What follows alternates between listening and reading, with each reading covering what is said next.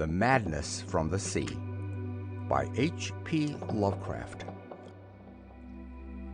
If heaven ever wishes to grant me a boon, it will be a total effacing of the results of a mere chance which affixed my eye on a certain stray piece of shelf paper. It was nothing on which I would naturally have stumbled in the course of my daily round, for it was an odd number of an Australian journal, the Sydney Bulletin, for April 18th, 1925. It had escaped even the Cutting Bureau, which had at the time of its issuance been avidly collecting material for my uncle's research. I had largely given over my inquiries into what Professor Angell called the Cthulhu cult, and was visiting a learned friend in Paterson, New Jersey, the curator of a local museum and a mineralogist of note. Examining one day the reserve specimens roughly set on the storage shelves in a rear room of the museum, my eye was caught by an odd picture in one of the old papers spread beneath the stones. It was the Sydney Bulletin I have mentioned, for my friend has wide affiliations in all conceivable foreign parts, and the picture was a half-tone cut of a hideous stone image almost identical with that which Legrasse had found in the swamp. Eagerly cleaning the sheet of its precious contents, I scanned the item in detail and was disappointed to find it of only moderate length. What it suggested, however, was of portentous significance to my flagging quest, and I carefully tore it out for immediate action. It read as follows: Mystery derelict found at sea. Vigilant arrives with helpless armed New Zealand yacht in tow. One survivor and dead man found aboard. Tale of desperate battle and deaths at sea. Rescued seaman refuses particulars of strange experience. Odd idol found in his possession. Inquiry to follow. The Morrison Company's freighter Vigilant, bound from Valparaiso, arrived this morning at its wharf in Darling Harbor, having in tow the battered and disabled but heavily armed steam yacht Alert of Dunedin, New Zealand, which was sighted April 12th in south latitude 34 degrees 21 minutes, west longitude 152 degrees 17 minutes, with one living and one dead man aboard. The Vigilant left Valparaiso March 25th, and on April 2nd was driven considerably south of her course by exceptionally heavy storms and monster waves.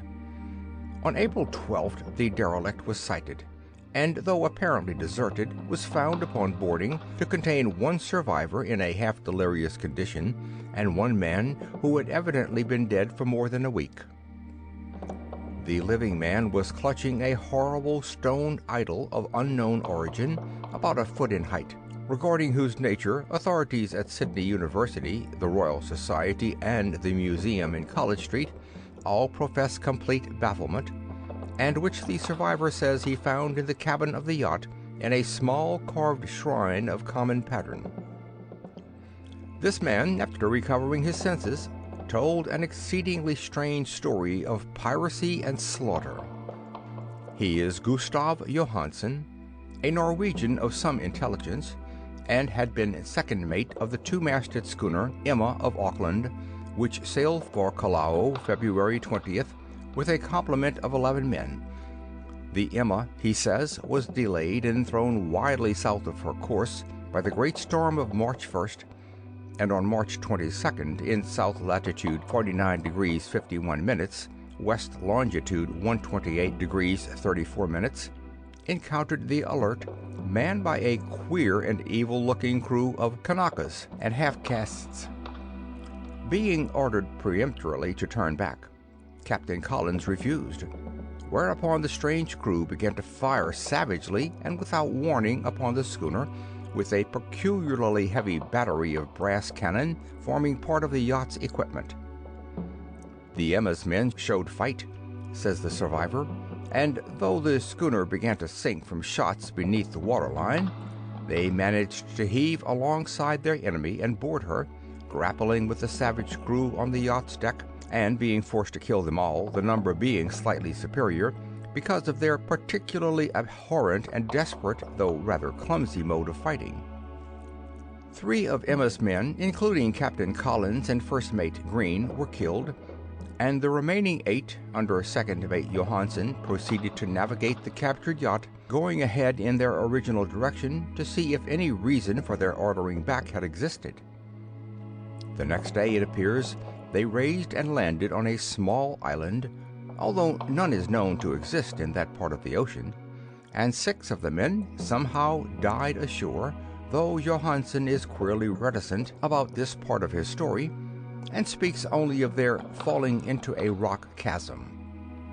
Later, it seems, he and one companion boarded the yacht and tried to manage her, but were beaten about by the storm of April 2nd.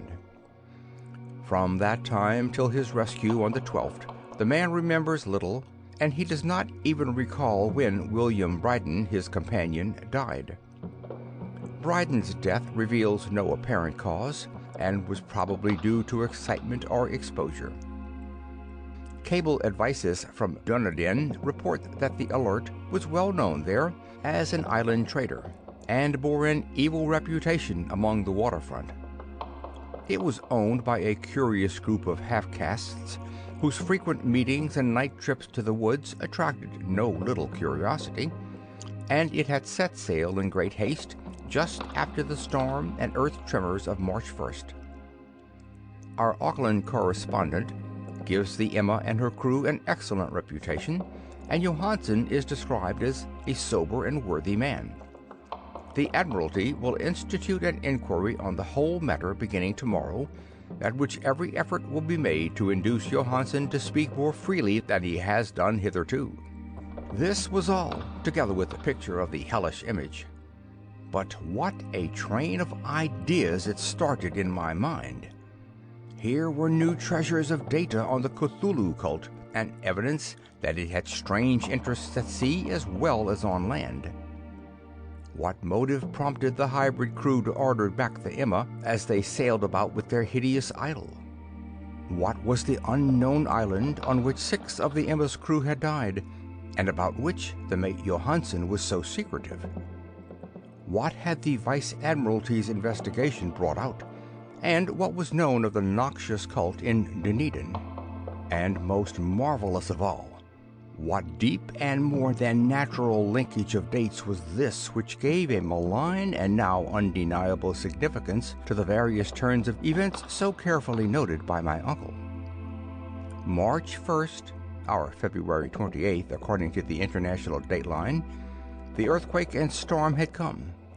From Dunedin, the Alert and her noisome crew had darted eagerly forth as if imperiously summoned, and on the other side of the earth, poets and artists had begun to dream of a strange, dank cyclopean city, whilst a young sculptor had molded in his sleep the form of the dreaded Cthulhu.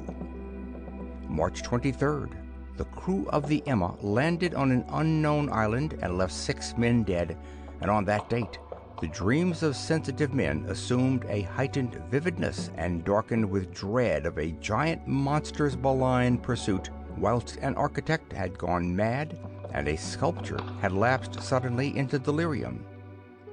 And what of this storm of April 2nd, the date on which all dreams of the dark city ceased and Wilcox emerged unharmed from the bondage of strange fever?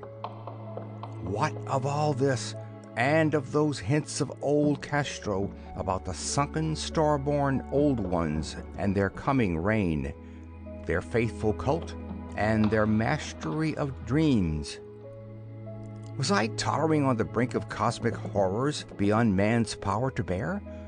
If so, they must be horrors of the mind alone, for in some way the 2nd of April had put a stop to whatever monstrous menace had begun its siege of mankind's soul. That evening, after a day of hurried cabling and arranging, I bade my host adieu and took a train for San Francisco. In less than a month I was in Dunedin, where, however, I found that little was known of the strange cult members who had lingered in the old sea taverns. Waterfront scum was far too common for special mention, though there was vague talk about one island trip these mongrels had made, during which faint drumming and red flame were noted on the distant hills. In Auckland, I learned that Johansen had returned with yellow hair turned white after a perfunctory and inconclusive questioning at Sydney, and had thereafter sold his cottage in West Street and sailed with his wife to his old home in Oslo.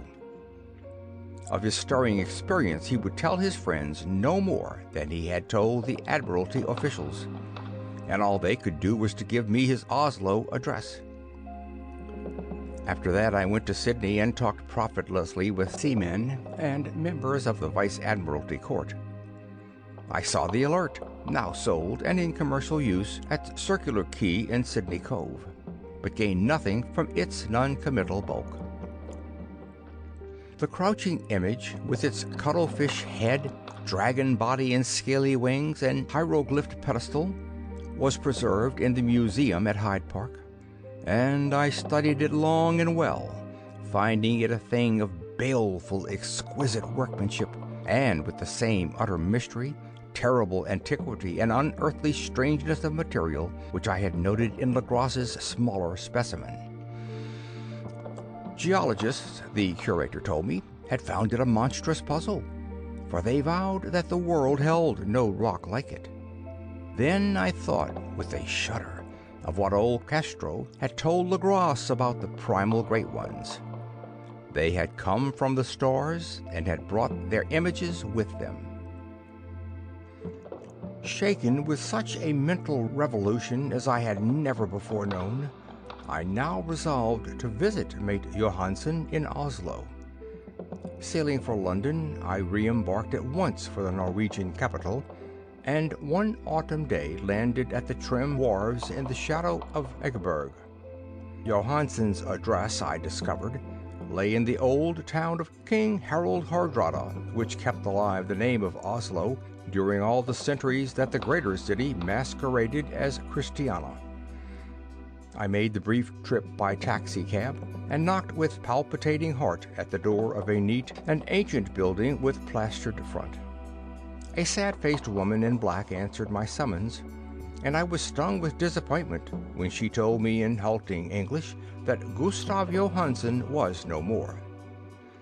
He had not long survived his return, said his wife, for the doings at sea in 1925 had broken him.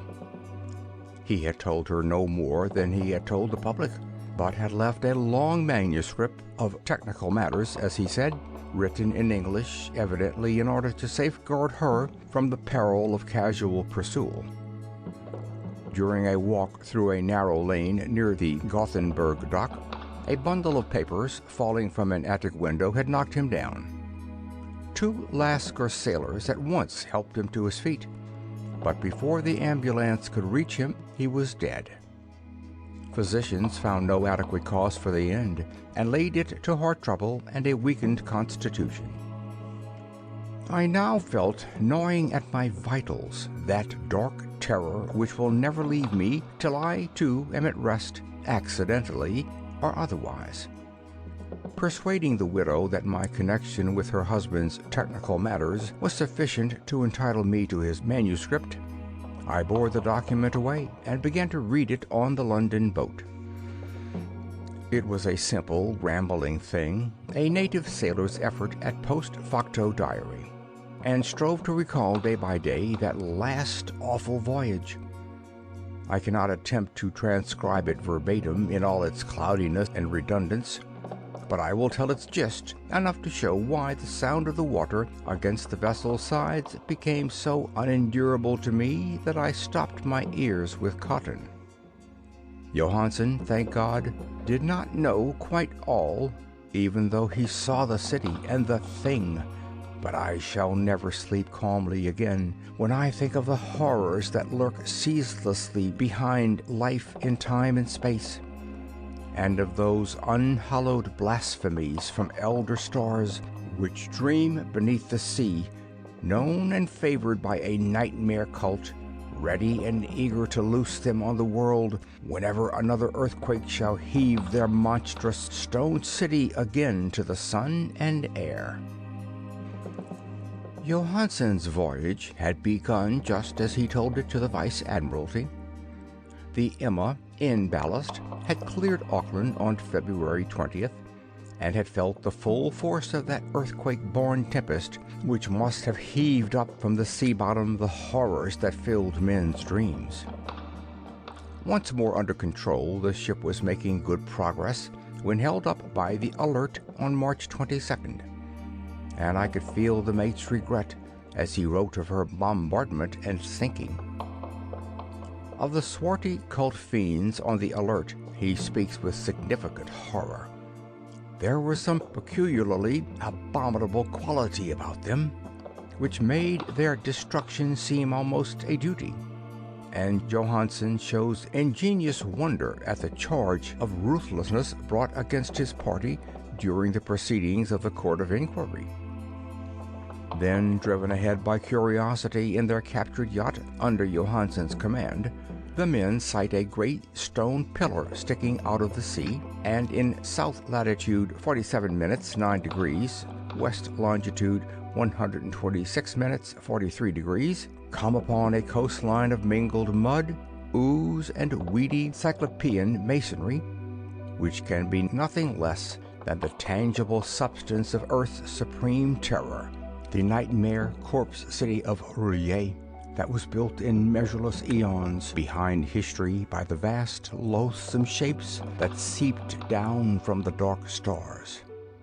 There lay great Cthulhu and his hordes, hidden in green, slimy vaults, and sending out at last, after cycles incalculable, the thoughts that spread fear to the dreams of the sensitive and called imperiously to the faithful to come on a pilgrimage of liberation and restoration. All this Johansen did not suspect, but God knows he soon saw enough. I suppose that only a single mountaintop, the hideous monolith-crowned citadel whereon great Cthulhu was buried, actually emerged from the waters. When I think of the extent of all that may be brooding down there, I almost wish to kill myself forthwith.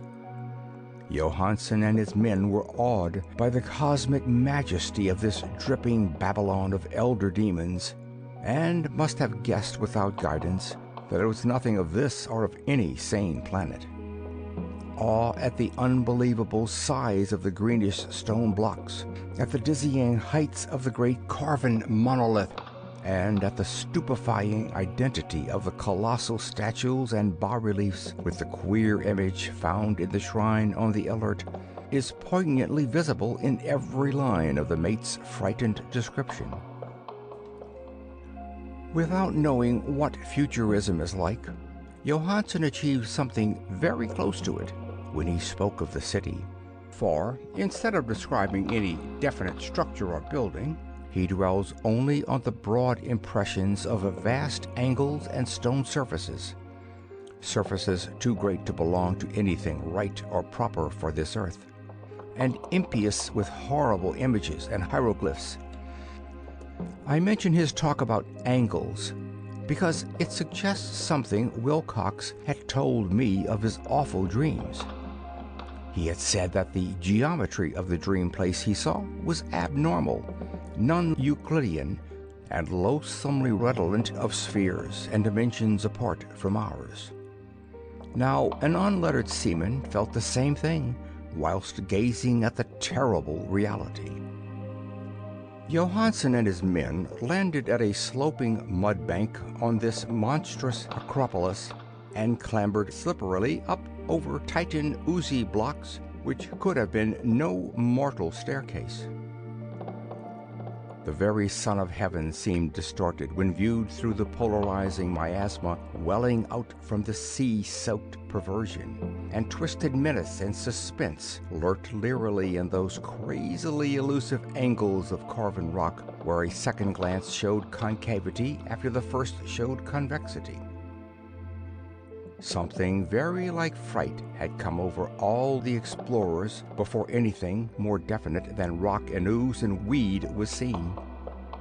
Each would have fled had he not feared the scorn of the others, and it was only half-heartedly that they searched, vainly as it proved, for some portable souvenir to bear away. It was Rodriguez the Portuguese who climbed up the foot of the monolith and shouted of what he had found. The rest followed him and looked curiously at the immense carved door with the now familiar squid dragon bas-relief. It was, Johansen said, like a great barn door, and they all felt that it was a door because of the ornate lintel, threshold, and jambs around it, though they could not decide whether it lay flat like a trapdoor or slantwise like an outside cellar door. As Wilcox would have said, the geometry of the place was all wrong. One could not be sure that the sea and the ground were horizontal, hence the relative position of everything else seemed phantasmally variable. Bryden pushed at the stone in several places without result. Then Donovan felt over it delicately around the edge, pressing every point separately as he went. He climbed interminably along the grotesque stone molding, that is, one would call it climbing if the thing were not after all horizontal, and the men wondered how any door in the universe could be so vast. Then, very softly and slowly, the acre-great panel began to give inward at the top, and they saw that it was balanced. Donovan slid or somehow propelled himself down or along the jamb and rejoined his fellows, and everyone watched the queer recession of the monstrously carven portal. In this fantasy of prismatic distortion, it moved anomalously in a diagonal way, so that all the rules of matter and perspective seemed upset. The aperture was black, with a darkness almost material. That tenebreness was indeed a positive quality, for it obscured such parts of the inner walls as ought to have been revealed, and actually burst forth like smoke from its eon-long imprisonment, visibly darkening the sun as it slunk away into the shrunken and gibbous sky on flapping membranous wings. The odor arising from the newly opened depths was intolerable, and at length the quick-eared Hawkins thought he heard a nasty, slopping sound down there. Everyone listened, and everyone was listening still, when it lumbered slobberingly into sight and gropingly squeezed its gelatinous green immensity through the black doorway into the tainted outside air of that poisoned city of madness. Poor Johansen's handwriting almost gave out when he wrote of this. Of the 6 men who never reached the ship, he thinks 2 perished of pure fright in that accursed instant. The thing cannot be described. There is no language for such abysms of shrieking and immemorial lunacy, such eldritch contradictions of all matter, force, and cosmic order. A mountain walked or stumbled. God, what wonder that across the earth a great architect went mad, and poor Wilcox raved with fever in that telepathic instant. The thing of the idols, the green, sticky spawn of the stars, had awakened to claim his own. The stars were right again, and what an age-old cult had failed to do by design, a band of innocent sailors had done by accident. After vigilance of years, great Cthulhu was loose again and ravening for delight. 3 men were swept up by the flabby claws before anyone turned. God rest them, if there be any rest in the universe. They were Donovan, Guerrera, and Angstrom. Parker slipped as the other 3 were plunging frenziedly over endless vistas of green-crusted rock to the boat, and Johansen swears he was swallowed up by an angle of masonry which shouldn't have been there, an angle which was acute but behaved as if it were obtuse. So only Bryden and Johansen reached the boat and pulled desperately for the Alert as the mountainous monstrosity flopped down the slimy stones and hesitated, floundering, at the edge of the water. Steam had not been suffered to go down entirely, despite the departure of all hands for the shore, and it was the work of only a few moments of feverish rushing up and down between wheels and engine to get the Alert underway. Slowly, amid the distorted horrors of that indescribable scene, she began to churn the lethal waters, whilst on the masonry of that charnel shore that was not of earth, the Titan thing from the stars slavered and gibbered like Polypheme cursing the fleeing ship of Odysseus. Then, bolder than the storied Cyclops, great Cthulhu slid greasily into the water and began to pursue with vast wave-raising strokes of cosmic potency. Bryden looked back and went mad, laughing shrilly as he kept on laughing at intervals till death found him one night in the cabin whilst Johansen was wondering deliriously. But Johansen had not given out yet. Knowing that the thing could surely overtake the Alert until steam were fully up, he resolved on a desperate chance, and setting the engine for full speed, ran lightning-like on deck and reversed the wheel. There was a mighty eddying and foaming in the noisome brine, and as the steam mounted higher and higher, the brave Norwegian drove his vessel head-on against the pursuing jelly, which rose above the unclean froth like the stern of a demon galleon. The awful squid head with writhing feelers came nearly up to the bowsprit of the sturdy yacht, but Johansen drove on relentlessly. There was a bursting as of an exploding bladder, a slushy nastiness as of a cloven sunfish, a stench as of 1,000 opened graves, and a sound that the chronicler could not put on paper. For an instant the ship was befouled by an acrid and blinding green cloud, and then there was only a venomous seething astern, where, God in heaven, the scattered plasticity of that nameless sky spawn was nebulously recombining in its hateful original form, while its distance widened every second as the Alert gained impetus from its mounting steam. That was all. After that, Johansen only brooded over the idol in the cabin, and attended to a few matters of food for himself and the laughing maniac by his side. He did not try to navigate after the first bull flight, for the reaction had taken something out of his soul. Then came the storm of April 2nd, and a gathering of the clouds about his consciousness.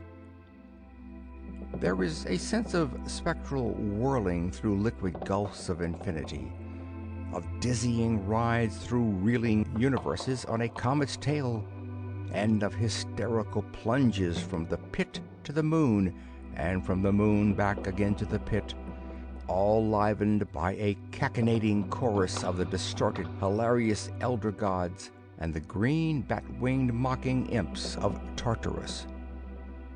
Out of that dream came rescue, the Vigilant, the Vice-Admiralty Court, the streets of Dunallin, and the long voyage back home to the old house by the Ekeberg. He could not tell. They would think him mad.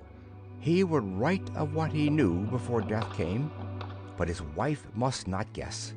Death would be a boon, if only it could blot out the memories. That was the document I read, and now I have placed it in the tin box beside the bas-relief and the papers of Professor Angel.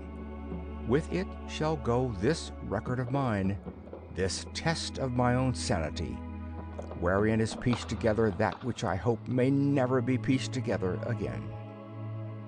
I have looked upon all that the universe has to hold of horror, and even the skies of spring and the flowers of summer must ever afterward be poison to me. But I do not think my life will be long. As my uncle went, as poor Johansen went, so I shall go. I know too much, and the cult still lives. Cthulhu still lives too, I suppose, again in that chasm of stone which has shielded him since the sun was young. His accursed city is sunken once more, for the Vigilant sailed over the spot after the April storm. But his ministers on earth still bellow and prance and slay around idol-capped monoliths in lonely places.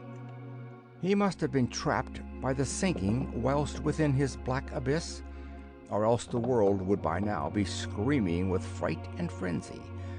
Who knows the end? What has risen may sink, and what has sunk may rise. Loathsomeness waits and dreams in the deep, and decay spreads over the tottering cities of men. A time will come, but I must not and cannot think. Let me pray that if I do not survive this manuscript, my executors may put caution before audacity and see that it meets no other eye. This story read by Phil Chenevert, May 2022.